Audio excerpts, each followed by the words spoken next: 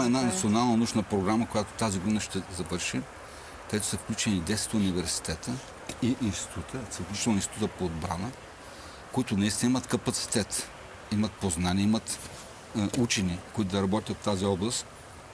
Сред тях са Технически университет в София. Говорим за института по отбрана. Университет по библиокознание и информационни технологии. УНСС. И Софийски университет. Говорим за Военния университет Велико Търново, Военноморското училище, Военновъздушното училище в Долна Митрополия, Военна академия. Като водещи бяха Военна академия и Института по отбрана. Така основна принос беше и на Университета по библиокознание и информационни технологии. Подготвили сме втора, която да разширим обхвата и да бъде по подобие на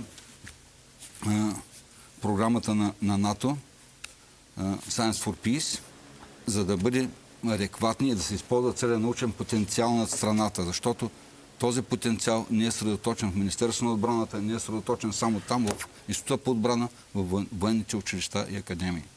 Той е разсредоточен в цялата държава.